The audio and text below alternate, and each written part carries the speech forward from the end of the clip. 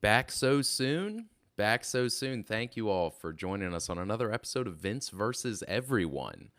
A lot of great stuff today. Read a very interesting report about the UN Global Population Study, and some more stuff about homeschooling. The Palmer family recently had a slight update in their lawsuit, so that their son Samuel can play in public school sports. I guess without further ado, we're gonna jump right into it. But first, make sure if you're telling this show to if you're telling anybody about it, say a family member or somebody that you work with, if they think that they'd be interested, they don't have to catch the live. Even if they're not on TikTok, they can find me on YouTube or Rumble or Facebook. In all three of those places, just search Vince versus Everyone. That's Vince vs Everyone.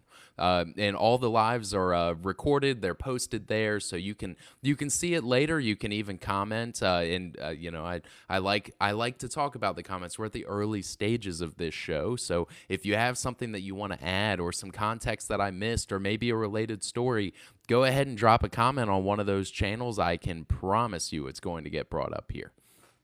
Anyway, like I said, we'll jump right into it. First off, we have this really interesting report about the United Nations, the Global Population Survey. And this was pretty interesting, and but it comes at an interesting time, right?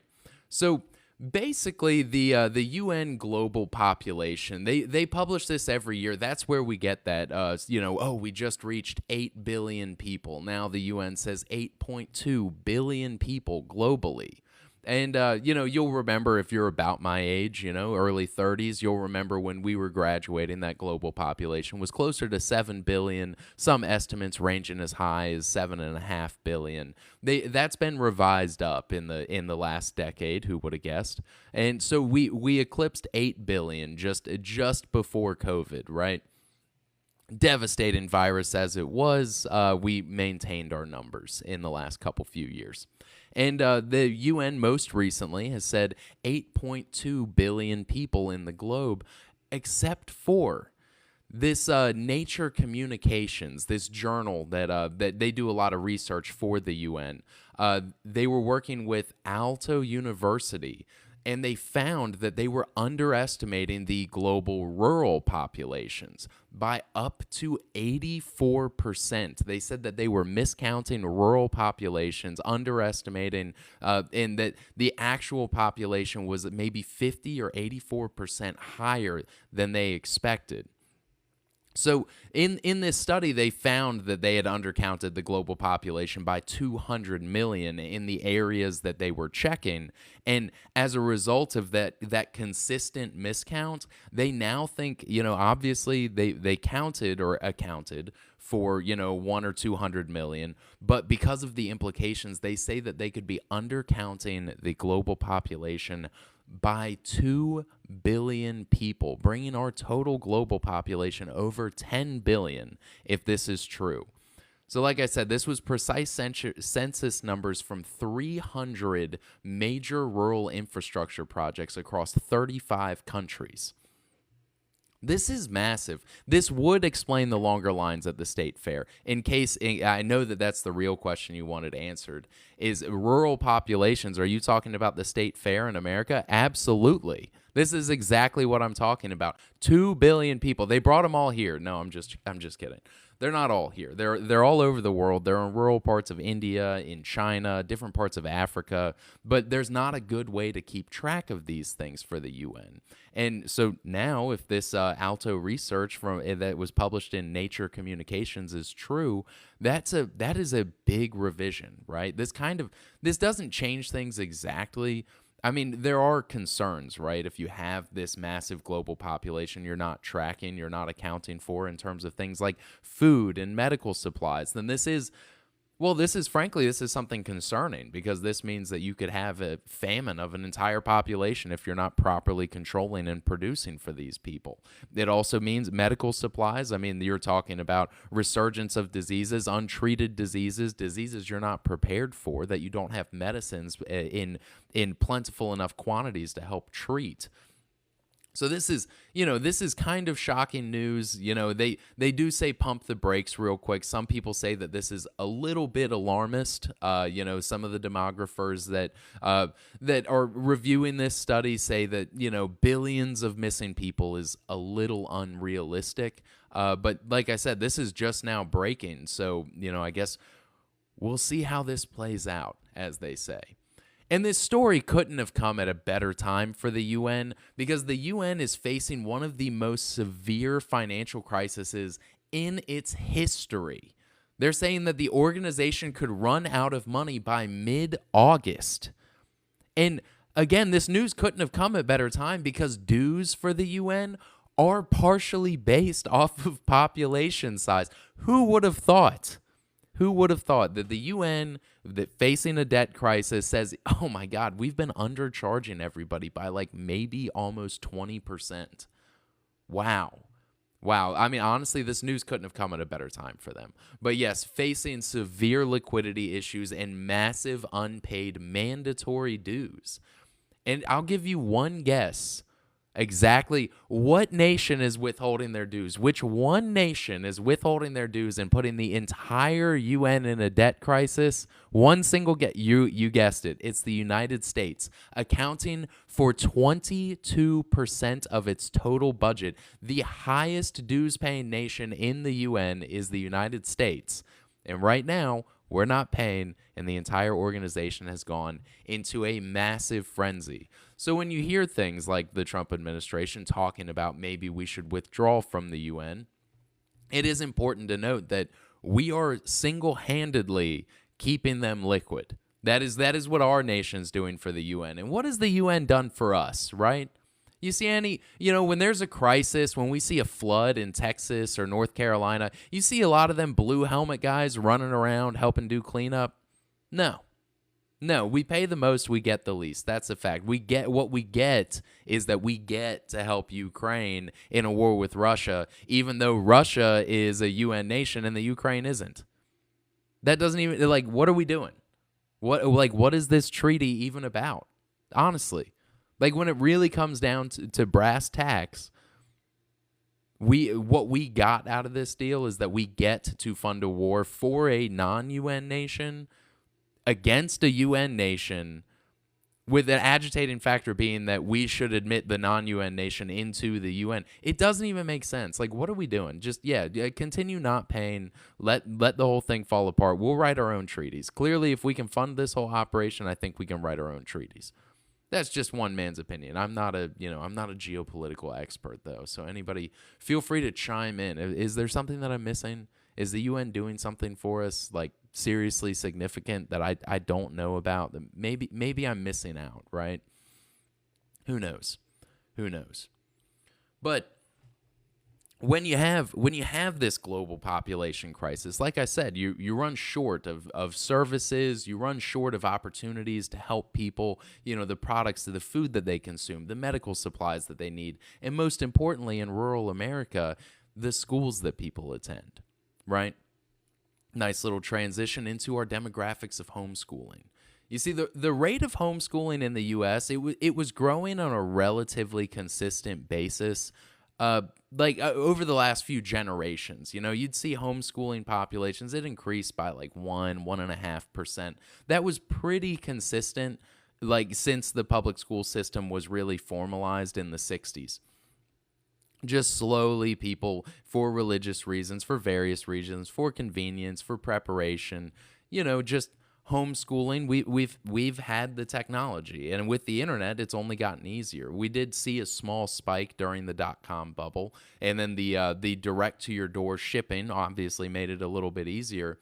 And then right around 2014, 2015, we saw a huge spike in homeschooling in Virginia specifically, right? Virginia, but also nationwide. We saw that the homeschool population spiked as we switched from No Child Left Behind under the George Bush administration to the Every Student Succeeds Act, which was signed by Barack Obama in the twilight years of his presidency, just at the very end of 2015, just before campaigning starts in 2016, we've already got the Trump announcement. He's already come down the escalator, and Obama goes ahead and he changes out of the old No Child Left Behind into the Every Student Succeeds Act. Now, there's some fundamental key differences between the two, and it's very important to understand what those differences are. You see, No Child Left Behind was a federally empowered program. It put federal requirements on all of the schools, and it had mandatory, we'll say, accountability processes. If these schools were not performing at the expected rates and hitting their necessary KPIs when it comes to standardized testing, then it mandated that you had to change out your superintendents. It mandated that you had to change out administrative roles like principals, vice principals, different tutors and rehabilitation programs within the school if they were consistently failing on these metrics. There was no option locally. If your principal or superintendent sucked, if they couldn't improve performance at that district, they had to be taken out of there. It didn't matter if you loved them. It just mandated that you needed to see a change, right? Now, the Every Student Succeed Act, it was a bit different because the main difference was that those federal requirements were then given back to the states. And in more significant ways, in a state like Virginia and New York, it was given to localities, which meant that your school board now, instead of these federally mandated requirements for success, now that's being handed over to your local school board. And so what happens there? Well, we see those mandatory accountability processes being stripped away. And that's right around the time. I mean, if you're like me, if you have that skeptical eye and high sensitivity to BS, that's right around the time you start to really see the woke stuff get pushed in public schools. Because at this point, it doesn't actually matter if your parents, if your taxpayers, it doesn't matter if they hate the schools, the actual people that are stuck in the schools, that's the school that their kids go to. Instead, it really just matters who can get elected by the school board. And with less and less people having children, those school board elections a lot of people that don't have children are still participating in those school board elections. And so that means childless people have even more authority to influence what kind of content is going into your school system. At this point, you also see the administrative state in public schools start to explode. It used to be when my age, when I was in school, you had a principal, you had a vice principal, you had a guidance counselor. Maybe you have like some IEP or like additional what do they call it? A resource instructor, just an extra teacher that basically for certain students during certain classes, they could go to that one resource class and they had like a generalist specialist that could really focus on individual students in a meaningful way. But then what happens under ESSA, you start to see the administrative state in schools just explode. You start to see more attendants working in the office. You have the attendance personnel. You have all of these bureaucracies being added into the schools. And that's the thing, whether it's a public school system or whether it's a private company, when you start getting really, really myopic, instead of finding that one special person who can really, really drive results, instead of giving that to a person who's really interested in success, you start doling out these really specific responsibilities to really specific people. And if they fail, there's no interdepartmental there's no real need for these things to work together. The attendance lady, her job is attendance. Her job is you come in the morning. If the attendance lady says, hey, if we keep sending kids home because they're wearing pajama pants, then I fail in my KPIs. All I care about is whether or not people show up to school. Stop sending people home in their pajama pants. Now, in theory, that makes sense, right? We want to raise attendance. We have this person myopically focused on attendance, so that's what's happening, right? Where alternatively, if you have a generalist, say you have a principal, a really well-rounded, very smart, intelligent person, that is overseeing all of these things. And specifically, the buck stops with them in all of these categories.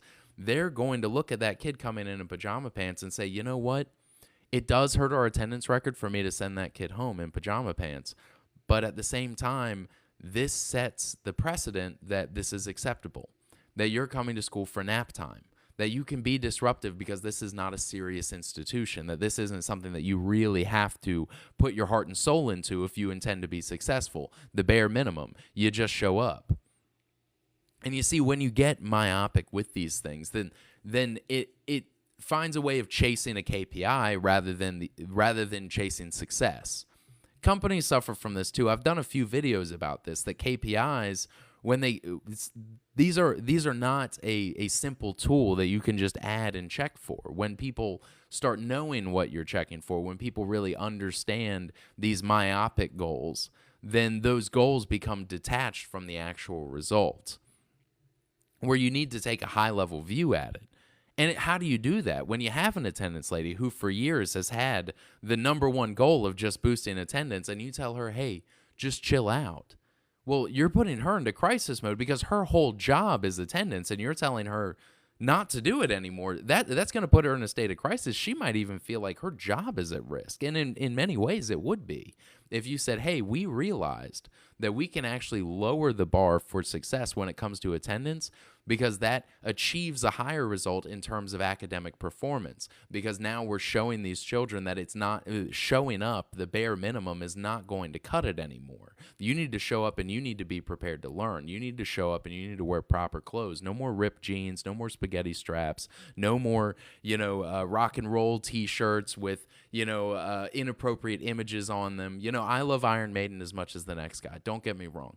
But if you start getting myopic in these goals and you start chasing a KPI, you lose the actual substance of what it is that you're trying to achieve. It's the same difference between if you just have a warranty manager whose only job is to reduce warranty, that comes at the sacrifice of customer service.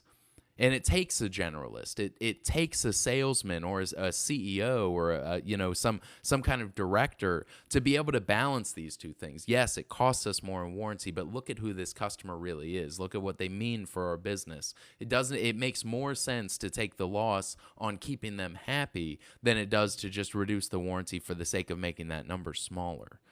And our public school systems have gotten this way in many ways. And for that reason, we saw a spike in homeschooling between 2015 and 2016. Then, as things continue on, right, we move forward again back to that very steady increase, 1%, 1.5% year over year, until 2019, 2020. In that transition between those 2 years, we saw a massive spike in homeschooling. The population of homeschoolers in the United States doubled that year for exactly the reason that you already know. Homeschooling doubled during COVID because everybody was forced to homeschool anyway.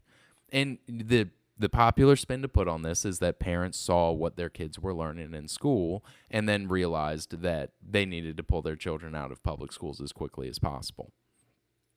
The other part of this reality is that once you realize how much of this can be done online, you start to realize how achievable this actually is. There are tons of resources. In Virginia, Liberty University has a homeschool program, and it's considered prestigious. And my understanding is if you perform to their certain metrics in their homeschool program for middle and high schoolers, you're actually guaranteed acceptance into their college. That's wild. That's fantastic. That is massive. Now, and don't get me wrong, if you're looking it up right now, it's not cheap. This is going to come at a higher cost. But even still, that opens the door. Well, if this formal college is doing a college prep style homeschool, what other options are out there? And then you look around and you realize that these co-ops are eminently available. No matter where you live, I can guarantee you within your community, there is a number of homeschoolers that are already working together to do classes, or even more formalized opportunities. There's very cheap opportunities in Williamsburg, that there are many different programs that are basically function like a co-op. Like Williamsburg Community Academy, Williamsburg Christian Academy, all sorts of these different programs that are actually fairly low cost. And you figure with the availability of programs like The Good and the Beautiful, or I'm kind of drawing a blank on some of these other programs, but regardless, if you have a child who's already overperforming in these categories, who's to say if they're reading the book and passing the test, then they might be just fine to take science on their own, or to take English literature on their own, or even just English, like English grammar. And then, maybe they struggle a little bit in math and science. That's fine. Then you can enroll them. And they can get the specific help from teachers with master's degrees, people that are working as contractors, as teachers, getting paid more than they would in the public school system, having more latitude to dismiss students that don't take the program seriously. By and far, this is a better option for most families. And they're not terribly expensive. It's not, it's not public school. It's not the $10 enrollment fee at the end of the year. But every year it seems like public schools tack on more and more and more. At the end of the day, some of these programs, you might find that this is a very small investment. And the last thing that really holds parents back, parents are polled often by various homeschool groups to ask have you considered homeschooling? Okay, yes. Are your children still in public school? Yes. Very important question comes next. What is it that's holding you back? In each of these studies, if you check the crosstabs, the number one answer for families is always sports. No matter what the reason is that they want to withdraw their kid, whether it's religious reasons, whether it's logistical reasons, whether it's safety, the number one reason that they cite for keeping their kids in schools is always sports, every time. That's why parents keep their kids in public school, because they want access to the sports programs. And I do encourage you, because while in Virginia High School League, they do have a decent program. They rank schools fairly competitively. You don't just see one school dominate every single year. Alta Vista, they always go to states, but whatever. They shouldn't be single A anyway. And some schools do kind of game the program a little bit. But that's just a gripe coming from a particularly small school that, for whatever reason, we still actually perform fairly well in athletics. However, why is it that parents stay in school? Well, they want the sports programs. But VHSL isn't the only syndicated sports leagues in Virginia. There are plenty of others. In fact, there are national leagues for baseball, for soccer, for football, or even sports that often aren't offered in public schools, things like lacrosse, field hockey. There are many great opportunities that are out there. Not all of them are cheap. I'm not going to lie. Some of those things that I mentioned are definitely more expensive sports. And that's a fact. But not all of these leagues are expensive. Some of them are fairly inexpensive and attainable. If a person were to pursue that route, I would encourage you to look at that. But even still, personally, I would like to see our competitive leagues be as competitive as possible. This is just one man's opinion. I think more competition is better. So maybe there is another option. And the option presenting itself right now is the Palmer family, which is filed in the U.S. District Court for the Western District of Virginia. This is like the Roanoke area. I think, for some reason, I remember reading that they were in Lexington. No, Northside High School in Roanoke. So yeah, Roanoke County. So the Palmer family, they withdraw their son Samuel because of religious reasons, right? They're a religious family, but Samuel in middle school was a fairly competitive runner in middle school track and field events, right? He played on the middle school track team. He had peers. He was competing alongside them, competing with them. But Samuel, going into the ninth grade, now is moving on to the varsity team, or he would be, I should say. But because Samuel is not a public school student, he's not going to be able to continue to play alongside of his peers. So now the Palmer family is suing the Virginia High School League for the opportunity for their son to be able to compete in public school sports. They're being represented by the Founding Freedoms Law Center. Try and say that 10 times fast. What's up, Hams? So now they're going to court. They're filing in federal court, and they're citing the 14th Amendment's Equal Protection Clause. They're citing the Virginia Constitution, Article 1, Section 16, and the Virginia Religious Freedoms Restoration Act. And they did seek a preliminary injunction, hoping to be able to allow Samuel to continue playing while the case was being heard. Unfortunately, just last week, Chief U.S. District Judge Elizabeth K. Dillon ruled against the injunction on the federal equal protection claim. So she says that basically a rational basis review, that there's no fundamental right or suspect classification is involved, and she found legitimate governmental interest in VHSL policy. So Samuel, on a federal basis, will not be allowed to be playing in the public school program that he wanted to play in. This is because the schools in VHSL, it's not an enrollment-based funding. Like, you don't pay a fee for the sports team, or rather what fee you pay isn't actually paying for the sports team. They're using tax dollars to pay for the sports team. And that fee that you pay is just an interest-based payment, or maybe like a jersey rental kind of thing. It's not really funding the team. And then the VHSL, when they classify schools as single A, double A, or triple A in Virginia, they're doing that based off of how many students are enrolled in the school, not how many students live in the district, right?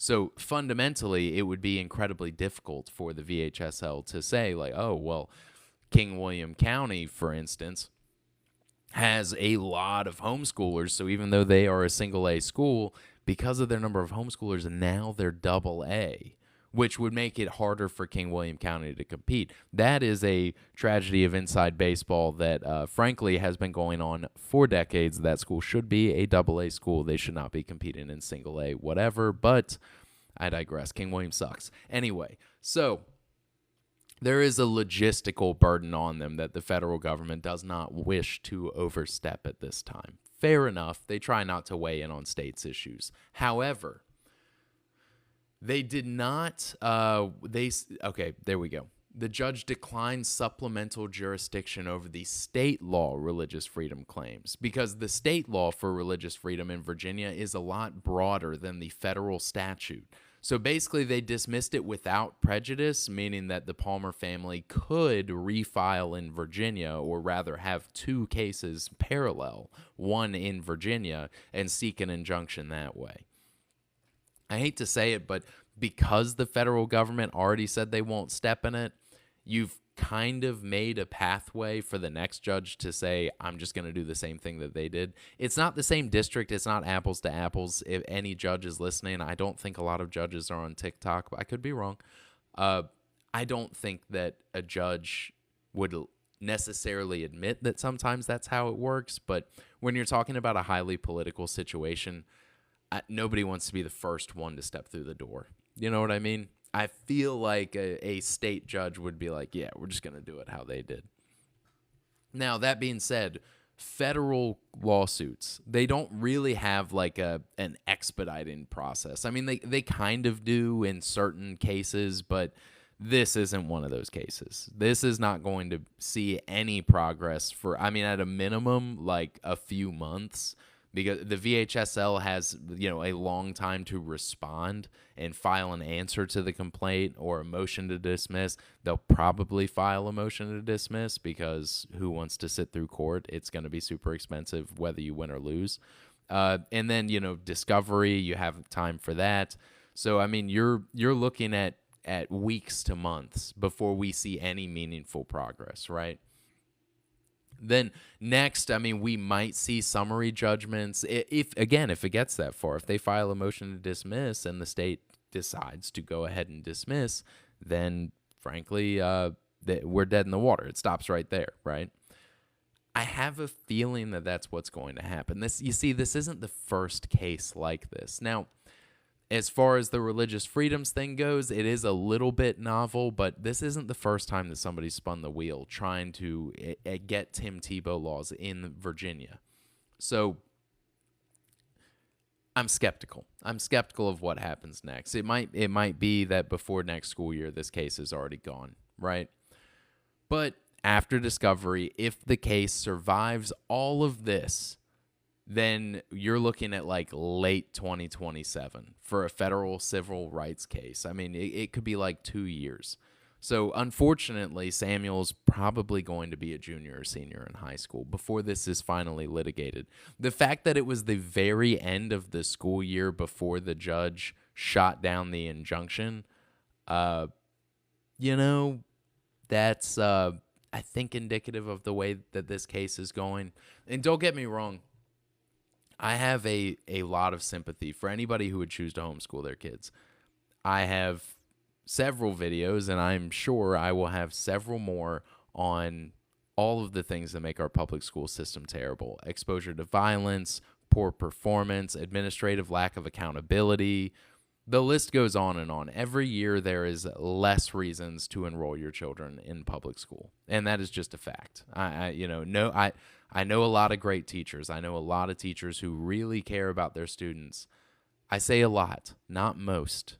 Not most. The fact of the matter is not most. Going into it, I think probably most, but by the time they get tenureship, I think a lot of teachers are just, I think that they end up finding that it's not what they thought it was going to be.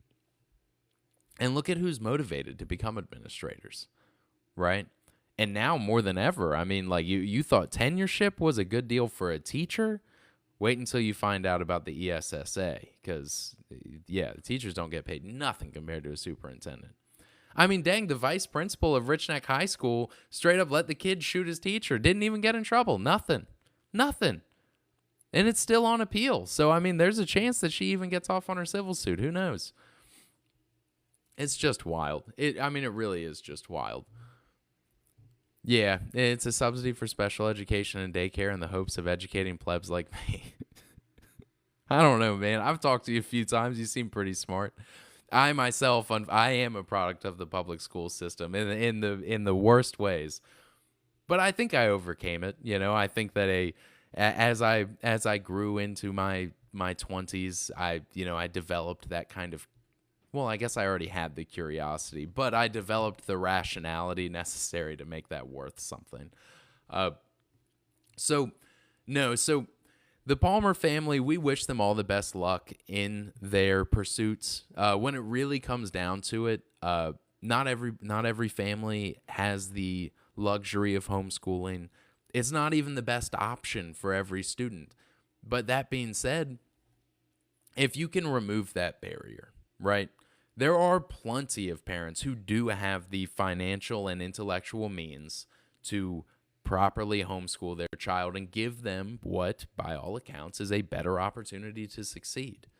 I mean, homeschool students, just for instance, homeschool students perform 30 basis points higher than public school students. The bell curve for homeschoolers is at the tip of the bell curve is in the 81st percentile.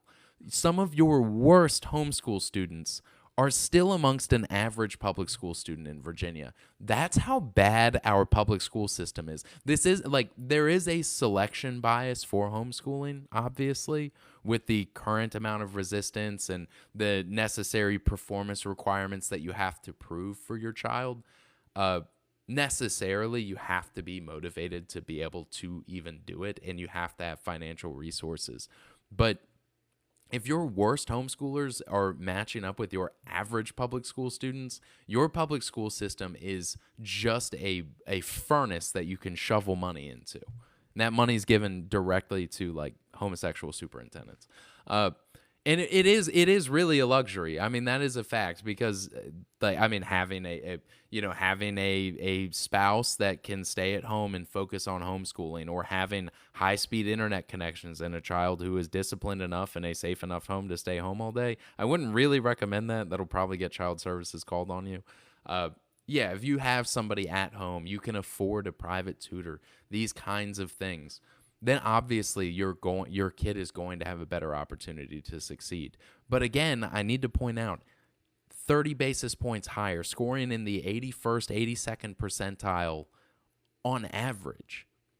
Your worst homeschoolers who have none of those things, who are truly just given a laptop and said, I don't know, figure it out, math test in June. Even those students are performing better than public school students on average. Meanwhile, if your kid's in public school, they're most likely to be exposed to violence for the first time, possibly the only time in their life.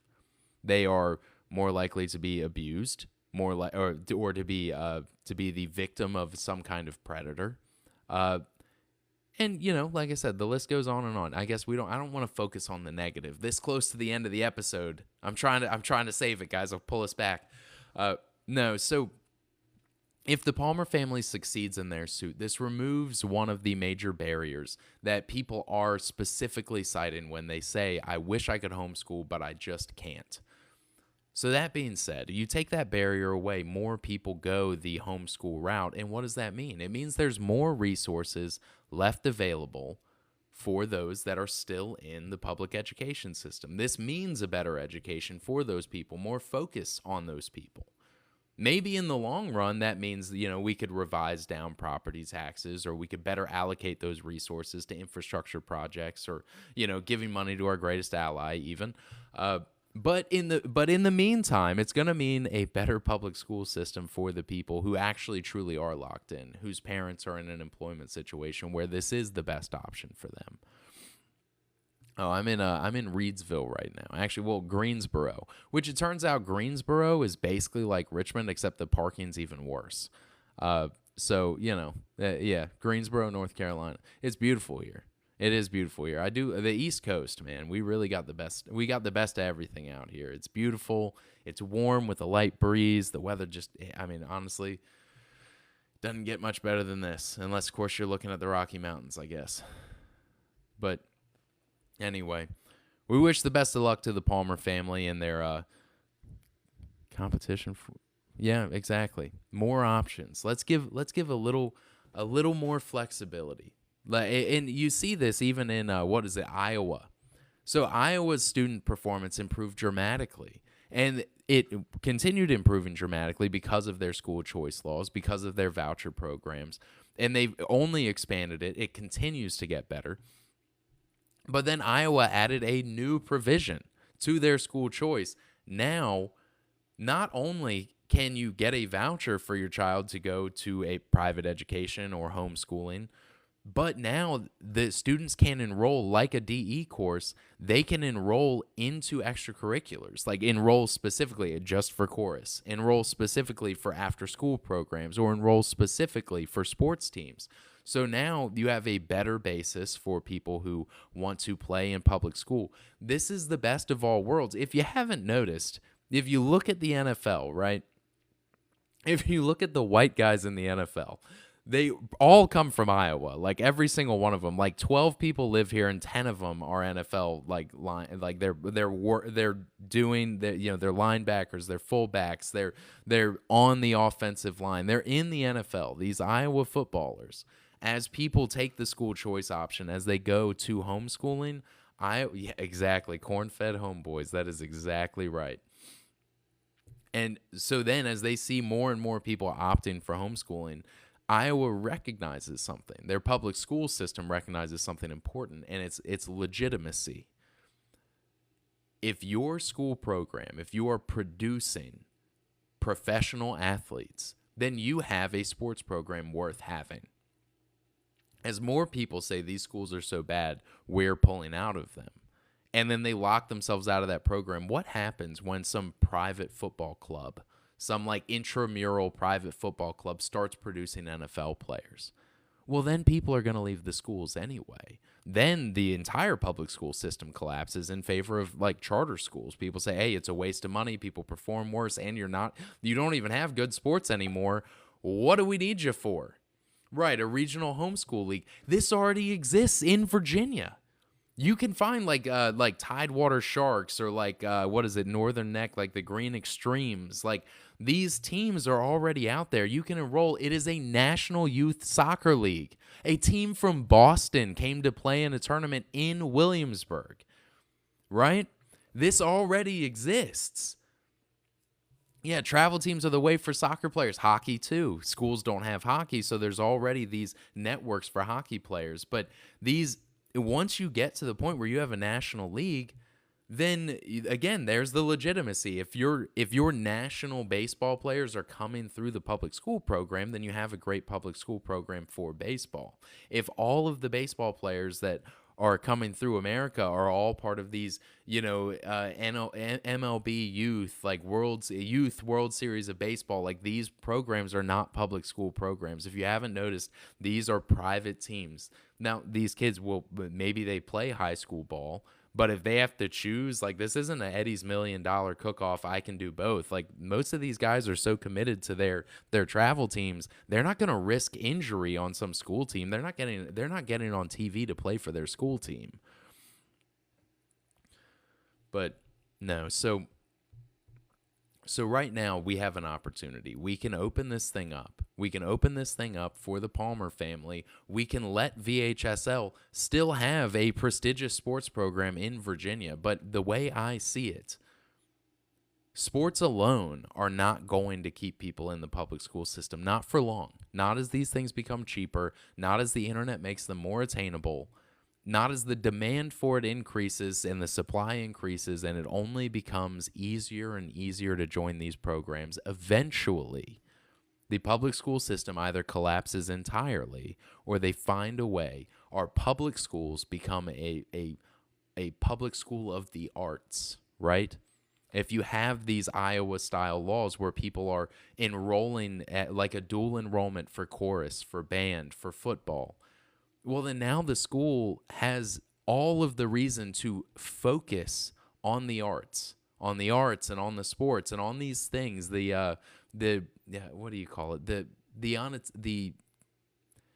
less tactile things, right? Let people, their core subjects, these different disciplines, let them go their own way. And then let the schools focus on the actual community. Let them focus on what makes a community. And if we do that, yeah, exactly. Sports, they make a path. They make a path for people to get into the colleges. They give the opportunity for scholarships. But that's the thing, fighting for scholarships. The homeschooling students per capita get more dollars in scholarships than public school students because you can't make a scholarship that is exclusive to public schoolers, but you can make a scholarship that is exclusive for homeschoolers. So like VHSL could have a VHSL enrollment scholarship fund, which will probably get challenged by someone like the Palmer family.